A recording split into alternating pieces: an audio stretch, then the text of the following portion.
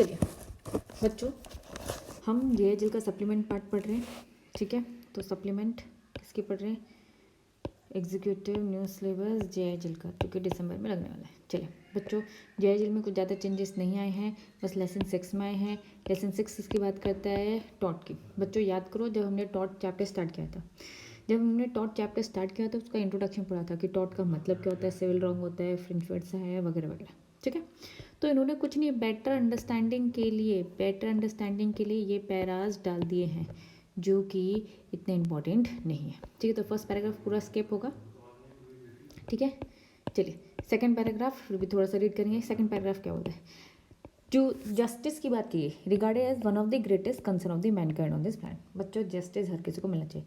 हमारा जो कॉन्स्टिट्यूशन है वो भी, it is very preamble speak the justice as one of the great value which marked has cherish, मतलब केयर किया जाता है। हमारा कॉन्स्टिट्यूशन भी यहाँ पर जस्टिस को फोकस करता है। देन जय Lakshmi salt world versus state of Gujarat के केस में भी सुप्रीम कोर्ट ने ऑब्जर्व किया। क्या ऑब्जर्व किया? Supreme court of India observe entire law of taught is found in structure on the morality. पूरा का पूरा लॉ मोरालिटी पे बेस्ड है।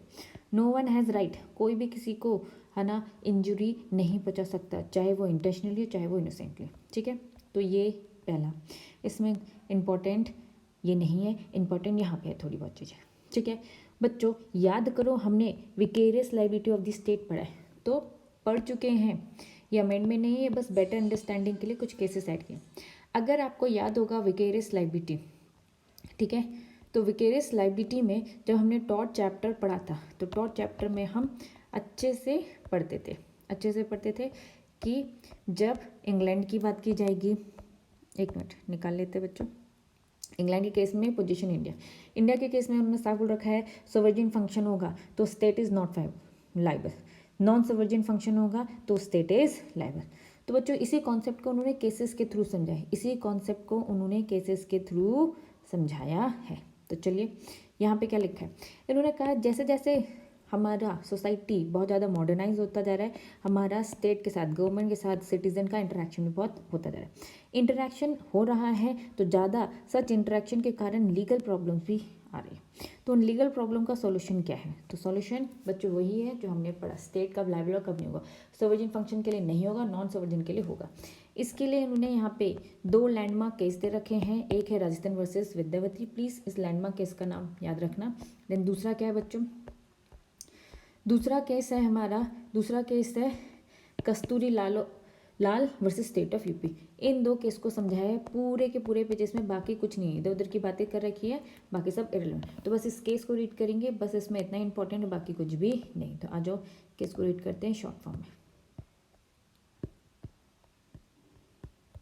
चलिए बच्चों 2 केस समझेंगे। सबसे पहला केस था state of Rajasthan versus Vidyawati, 1962 का केस है। बच्चों कोई नया केस नहीं है, कुछ नया नहीं है, पुराने बता रहे हैं, बस उन्होंने मोर अंडरस्टैंडिंग के लिए अब केस ऐड कर दिया। पहले ये बात बता देनी चाहिए थी, बट अब बताया जा रहा है। दूसरा केस है कस्तूरी लाल, ठीक है, Ram Jain versus state of UP, 1962 और 1965 का केस है। चलिए तो 1 बाय 1 पढ़ेंगे। सबसे पहले Rajasthan, state of Rajasthan versus Vidyawati के केस में, ठीक है। उदयपुर की बात की गई है बच्चों, उदयपुर में हिल स्टेशन है, राजस्थान की बात की गई। राजस्थान के उदयपुर में एक कलेक्टर था, कलेक्टर को जीप मिलती है, जैसे कि आपको मालूम है ना, गवर्नमेंट जो सर्वेंट होते हैं उनको जीप भी मिलती है, वो ड्राइवर मिलती है। तो जो जीप मिली है वो ड्राइवर क्या करता है, उस जीप को चलाता है। कलेक्टर के अंडर में जो जीप है, उस जीप को है ना ड्राइव करने वाला ड्राइवर, ठीक है। तो वो एक्सीडेंट कर देता है, जिस कारण से इंजरी हो जाती है वहाँ से गुजर रहे हुए इंसान की, और उसकी डेथ हो जाती है। तो क्वेश्चन ये है कि गवर्नमेंट ऑफ राजस्थान लायबल होगा कि नहीं। बच्चों ध्यान देना, फंक्शन कौन सा है, सोवर्जिन की नॉन सोवर्जिन फंक्शन। तो एक्चुअल में स्टार्टिंग में जब ये केस था वो Vidyawati versus state of Rajasthan था। पहले विद्यावती कौन बच्चों? ऑब्वियसली जिसकी डेथ हो गई है उसके जो परिजन होंगे, ठीक है, जिसकी डेथ होगी उसने केस फाइल किया स्टेट ऑफ राजस्थान के अगेंस्ट कि भाई गवर्नमेंट लायबल है। तो फाइनली हाई कोर्ट वहाँ का जो हाई कोर्ट है ना, हाई कोर्ट ऑफ राजस्थान अपना डिसीजन देता है कि गवर्नमेंट लायबल होगी। फिर क्या होता है बच्चों? केस को चैलेंज कर दिया जाता है, केस को फाइनली चैलेंज किया जाता है। देन यहाँ पर केस बच्चों जो केस करता है ना, जो भी अपील करेगा उसका नाम, पहले जब केस फाइनल किया गया था स्टार्ट किया गया था, तो विद्यावती ने केस किया था, इसलिए Vidyawati versus state of Rajasthan. लेकिन हाईकोर्ट का डिसीजन आता है कि गवर्नमेंट लाइबल होगी। लेकिन जब बाद में दोबारा से डिसीजन से खुश नहीं है राजस्थान की स्टेट, तो वो केस करती है, तो पहला नाम फिर उसका आ जाता है। तो ये क्या बोलेंगे, Rajasthan, state of Rajasthan versus Vidyawati. इसमें क्या बोल रखा है, सुप्रीम कोर्ट ने डिसीजन दिया, ठीक है, held that Rajasthan government is liable, तो भी ये फिर डिसीजन आता है। फिर बच्चों फाइनली इसका कंक्लूजन ये निकलता है, फाइनली कंक्लूजन यही निकलता है, चाहे हाई कोर्ट का डिसीजन हो चाहे सुप्रीम कोर्ट, दोनों को डिसीजन बोलता है गवर्नमेंट लाइबल रहेगी, गवर्नमेंट लाइबल रहेगी। क्यों बच्चों, क्योंकि यहाँ पे काम क्या है, सोवर्जिन फंक्शन।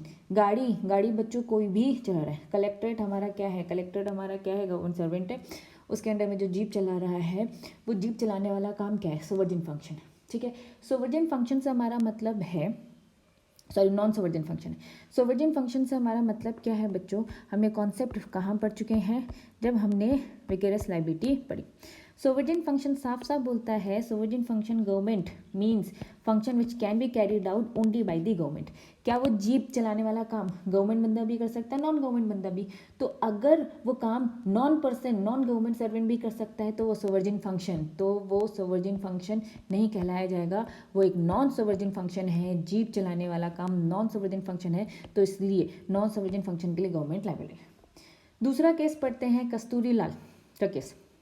एक्चुअल में इस केस में क्या था, अमृतसर के दो ज्वेलर्स थे, ठीक है, मेरठ आए हुए थे एग्जीबिशन के लिए। जब वो मेरठ आए थे तो वहाँ पे उनको पकड़ लिया जाता है, उनके बैग में है ना ज्वेलरी थी बहुत सारी, गोल्ड सिल्वर सब था, ठीक है। तो पुलिस कांस्टेबल होते हैं जो उनको पकड़ लेते हैं, वो बोलते हैं भाई ये ज्वेलरी किसकी, वो बोलते हैं हम मालिक है, तो वो तुरंत में डॉक्यूमेंटेशन नहीं दिखा पाते हैं, तो पुलिस वाला उसको जेल में डाल देता है। वो पुलिस कांस्टेबल उसको अरेस्ट कर लेता है, ज्वेलरी अपनी कस्टडी में ले लेता है, उन दो लोगों को, दो भाई लोग होते हैं, दो ज्वेलर्स होते हैं, ठीक है, उनको जेल में डाल देता है।